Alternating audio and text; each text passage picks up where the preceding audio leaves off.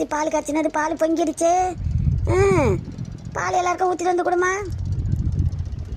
புது வீட்டுக்கு வந்து என் பேத்தியே பால் காய்ச்சி வச்சுட்டீங்க.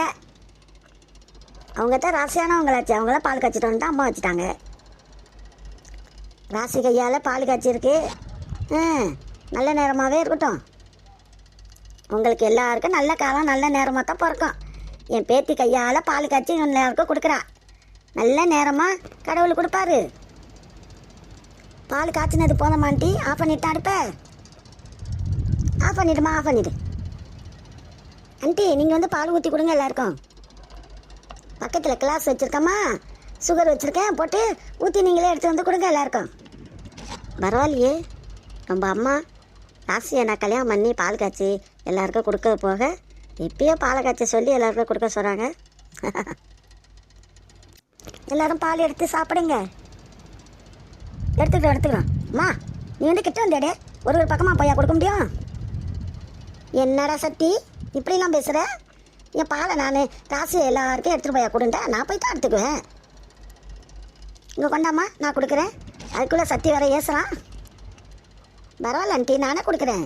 நீங்கள் பால் சாப்பிடுங்க, உட்காருங்க. இருக்கட்டும்மா. சுகர்லாம் கரெக்டாக இருக்குல்ல? கரெக்டாக இருக்குமா? கரெக்டாக போட்டிருக்கேன். உட்காந்து குடிமா. ராசி பாட்டிக்கு பக்கத்தில் உட்காந்து சாப்பிடு. மன ஆண்டி இப்படியே சாப்பிட்றேன்.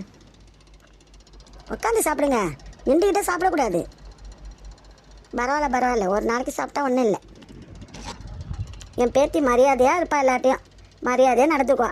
பெரியவங்களாம் உட்காந்துருக்கும் போது அவள் உட்கார மாட்டான், எந்திரிச்சு தான் நிற்பா. அதுதான் உட்கார மாட்டா. அப்போ ஆமாம், சின்ன பிள்ளையாக இருந்தாலும் சின்ன வயசாக இருந்தாலும் யாராருக்கு எப்படி மரியாதை கொடுக்கணுட்டு எல்லாமே தெரிஞ்சு வச்சுருக்கு. பேத்தியை நல்லா தான் வளர்த்துருக்கீங்க. ஆமாம், நான் ஒன்று கேட்கணுன்னு நினச்சேன். அம்மா, ராசி அப்பா அம்மாலாம் எங்கே இருக்காங்க? ராசிக்கு அப்பா அம்மாலாம் இருக்குதோலாம்மா? எல்லாம் இருக்குதோம்மா, கடவுள் புண்ணியத்தில் எல்லாம் இருக்கும். அப்பா இருக்குது, அம்மா இருக்குது, அக்கா இருக்குது. அதை 3 பேரும் ஃபாரினில் இருக்கோம்மா. ஃபாரினில் இருக்கோம்லா? அப்பயே ராசி மட்டும் இங்கே இருக்கு, அக்கா அங்கே வைக்கும்போது ராசியை மட்டும் இங்கே படிக்க வச்சுட்டு நீங்கள் வச்சுக்கிட்டீங்களா? வேணாம்மா, இப்போ சொல்ல வேணாம் அந்த கதையை. நான் பிறகு சொல்கிறேம்மா. இப்போ அந்த சந்தோஷமாக இருக்கிறப்போ அந்த கதையை நான் சொல்ல விரும்பலம்மா. நீங்களாம் கேட்க வேண்டியில்லை, அப்புறமேல சொல்கிறேம்மா. பரவாயில்லம்மா, சொல்லலண்டா பரவாயில்ல, அப்புறமேல சொல்லுங்கள் உங்களுக்கு டைம் கிடைக்கும் போது. இப்போ சந்தோஷமாக இருக்கிறோம். நீங்கள் பால் சாப்பிடுங்க, எல்லாரும் சாப்பிடுங்க. சரிம்மா, சாப்பிட்றோம். தேவைப்படுற ஜாமான் மட்டும் எடுத்து வந்துருக்கீங்க பேருக்கு. ஆமாம்மா, இதான் வீடு சின்ன வீடு இல்லை, வைக்கவும் இடம் பத்தாது. அதனால் தேவைப்படுற ஜாமான் மட்டும் தான்மா எடுத்து வந்திருக்கேன். பாக்கி ஜாமான்லாம் வீட்டிலேயே இருக்குமா. ஆமாம், இங்கே இடம் பத்தாதுல, சின்ன வீடாக இருக்குல்ல, தேவைப்படுறதை மட்டும் வச்சுக்கிட்டா போதும். அதுக்கு தான் தேவைப்படுற ஜாமான் மட்டும் தான் வச்சுருக்கோம். பாலை குடிச்சிட்டு போயிட்டு வரோம்மா. ராசி சீக்கிரம் வா. ஏம்மா, நீங்களும் ராசி அன்றைக்கி இங்கே இருங்க, நான் சாப்பாடு சமைச்சு தரேன், சாப்பிட்டுட்டு போகலாம். இல்லைம்மா, நான் போய் சமைச்சிக்கிறேன். இங்கே பால் காய்ச்ச சொல்லி ராசியை பால் ஊற்றி கொடுத்ததே போதும். எங்களுக்கு சமைக்கலாம் வேணாம், நீங்கள் பொறுமையாக சமைச்சு சாப்பிடுங்க. ஊர்லேருந்து வந்த நீங்கள் ஜாமான் தட்டுலாம் கிடக்குது, எல்லாம் எடுத்து வைக்கணும். சமைச்சு பொறுமையாக சாப்பிடுங்க, நான் போய் சமைச்சிக்கிறேம்மா. அப்படி போட்ட மாதிரி போட்டுட்டு வந்தேன், நீங்கள் பால் காய்ச்ச கூப்பிட்டீங்கன்ட்டு. சரிம்மா.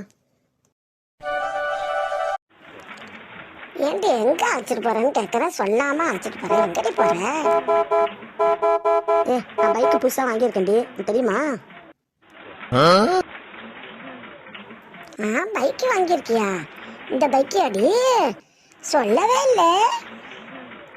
அதான் இப்போ சொல்கிறேனே. ஏன்டி பைக்கில் உட்கார வச்சு தான் சொல்லியாடி, வந்து எடுத்துகிட்டு வந்து எங்கள் வீட்டிலலாம் வந்து காட்டவே இல்லையாடி. ஏன்டி வீட்டில் வந்து வர காட்டணுமா? இப்போ உங்கள் வீட்டுக்கு வந்து தானே ஒன்று அழைச்சிட்டு வந்தேன், அப்புறம் என்னடி? வீட்டுக்கு வந்து தான் அழைச்சிட்டு வந்தேன், ஆனால் ஒரு வார்த்தை சொல்லியிருக்கலாம். என்ன சொல்லியிருக்கலாம்டி இழுக்கிற? சரி, நல்லா இருக்குடி. பைக்கு நல்லா இருக்கா? பிடிச்சிருக்கா உனக்கு? நல்லா இருக்குடி, நல்லா இருக்கு. எனக்கு பிடிச்சி என்னடி செய்ய, நானா ஓட்ட போகிறேன். ஏண்டி இங்கே இறங்கி ஓட்டுறியா நீனு? ஐயோ நான் ஓட்ட மாட்டேன்டி. நீ வேற என்ன ஓட்ட சொல்ற? எனக்கு ஓட்ட தெரியாதும்மா. நீ பைக்கு ஓட்டி கற்றுக்கிட்ட, லைசன்ஸ் வாங்கின, நீ ஓட்டலாம், பரவாயில்ல. நான் எனக்கு ஓட்டவும் தெரியாது, ஒன்றும் தெரியாது. ஒரு சைக்கிள் வரை எனக்கு ஓட்ட தெரியாது. நான் லைசன்ஸ் வாங்கியிருக்கிறேனா, பைக்கு ஓட்டியிருக்கேனா, சைக்கிள் ஓட்டியிருக்கேனா, போய் ஓட்டி லைசன்ஸ் வாங்கியிருக்கானா? என்ன போய் ஓட்டுங்கிற? நல்ல விஷயம்தான் போ. ஏன்டி உனக்கு ஓட்ட தெரியலன்னா தெரியலன்னு சொல்லிட்டு போ. அதுக்கு என்னடி இப்படி பேசுற? நீ சொல்றதுக்கு சொல்றம்மா. புதுசாக பைக் வாங்கியிருக்கேன் தான் உன்னை ஒரு ரவுண்டு அழைச்சிட்டு போகலான்னு சொல்லி வந்தேன். அதுக்குள்ளே எங்கே அழைச்சி போகிறேன், எங்கே அழைச்சி போகிறேன், எங்கே அழைச்சி போகிறேன்? உன்னை கடத்திக்கிட்டு அப்போ போகிறேன். இல்லை சும்மா கேட்டேன்டி, கோச்சிக்காதடி. ஏன்டி என்ன வந்து அழைச்சிட்டு போறியே? வாசிக்கியும் கீதாவையும் அழைச்சிட்டு போலியாடி? அவளை ஏதாவது நினைக்க மாட்டாளுவோ? நடப்பாளுவ தான். அவளையும் தான் அழைச்சிட்டு போனேன். நாளைக்கு கீதாவை அழைச்சிட்டு போனேன். அதுக்கு அடுத்த நாள் வாசகி அழைச்சிட்டு போனேன். கீதா வருவா அழைச்சிட்டு போகலான்ட்டு நீனு. ஆனால் வாசகி வராளோ இல்லையே தெரியலையே. ஆமாடி, அதான் வராளோ இல்லையே தெரியல. அவளுக்கு வர பரிசு போட்டாச்சுன்னு சொல்லி வெளியே எங்கேயும் அனுப்ப மாட்டாங்க. வீட்டில் அப்படி இருக்கும் போது எப்படி அனுப்புவாங்க? ஆமாடி, அவளை தான் அனுப்பாது வீட்டில். இது என்ன அது பரிசு போட்டால் எங்கேயோ போகக்கூடாதுன்ட்டு என்ன சட்டமா? ஆமாம், அதெல்லாம் அப்படி தாண்டி சொல்லாங்க. எல்லாரும் தான் அப்படி தான் சொல்லுவாங்க. வீட்டில் பெரியவங்கள பரிசு போட்டாச்சு, அங்கே போகக்கூடாது, இங்கே போகக்கூடாதுன்ட்டு. பாவம் வாசைக்கு வீட்டு உள்ளாரியே கிடக்குறா. நீ வண்டி வாங்கியிருக்கேன்ட்டு தெரிஞ்சிச்சு. நீ கூப்பிடலன்றாலும் அவள் ஏறி உக்காந்துட்டு வந்துடுவா. ஆமாடி, அவளுக்கு ரொம்ப ஆசை வண்டியில் உட்காந்துட்டு போகணுன்ட்டு. வந்தாலும் வந்துடுவா. பாவண்டி, அவள்கிட்ட சொல்லுடி. சொல்லி வராளா என்னான்னு பாரு. பாப்போம் சொல்லாமலாம் இருக்க மாட்டேன்டி. சொல்லி அவளையும் கூப்பிட்டு பார்க்குறேன். வீட்டில் கேட்டுட்டு வாடின்னு சொல்கிறேன். கேட்காம வந்தாண்டா அது வீட்டில் எண்ணெய் பிடிச்சிட்டு யோசனைப்பா. கேட்டுட்டு வான்னு சொல்கிறேன். அந்த அழைச்சிட்டு போகிறேன். வாசகி விட்ட ஒரு பாட்டி ஒன்று இருக்குடி. அது கண்ணில் நம்ம பட்டம் தொலைஞ்சோம். ஆமாம், நம்ம போனாலே அது கண்டு கற்றுன்னு கத்தோம். வாசகி எங்கேயாவது அழைச்சிட்டு போயிடுவோம்ட்டு. அது நிச்சயமாக வாசகி விட விடாதுடி. அதுக்கு தெரியாம தான் அழைச்சிட்டு போகணும். எப்படி தெரியாமல் அழைச்சிட்டு போகிறது? எங்கள் வீட்டுக்கு வாண்டு கூப்பிட்டாவா வரமாட்டாவ. அப்பயே விட மாட்டாங்க. அந்த கதையை விட விடாது. அப்போ எப்படித்தான் கூப்பிடுறதுடி அவளை? அதெல்லாம் அவள் வரவே மாட்டாடி. நம்ம கூப்பிட்டுட்டு அழைச்சிட்டு போனாலும் இந்த பாட்டியும் சும்மா விடாது. வாசைக்கு அம்மாவும் ஏசுவாங்க. இந்த பைக்கில் போகிறது யாரு? தாயம்மா பேத்தி மாதிரி இருக்கு. அந்த பொண்ணையே தான். இந்தா மகராசி, மகராசி. பின்னாடி யாரும் மகராசின்னு ஒன்று கூப்பிட்ற மாதிரி இருக்கு.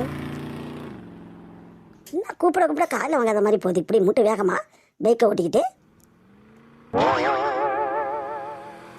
ஏ ராசி, இந்த பாருடி, ரங்கநாத தாத்தா கூப்பிட்றாருடி. எனக்கு எல்லாம் தெரியும்டி. நான் தெரியாத மாதிரி வர்றேன். பேசாம நீனும் தெரியாத மாதிரி வா. அங்கே ஊரை பார்க்காத, திரும்பி பார்க்காதடி. இந்த பக்கம் திரும்பி பாரு. இவரு எங்கடி இங்கே வந்தாரு? எங்கேயாச்சும் வந்துட்டு போறாரு. திரும்பி பார்க்காத. நான் பார்க்காத மாதிரி வரேன் பாரு. அதே மாதிரி நீனவா? என்ன அந்த பொண்ணை கூப்பிட காலையே வாங்காத மாதிரி எவ்வளோ வேகமாக போகுது பைக்கில். போகிறேன். சின்ன தாயிட்ட போய் சொல்கிறேன்.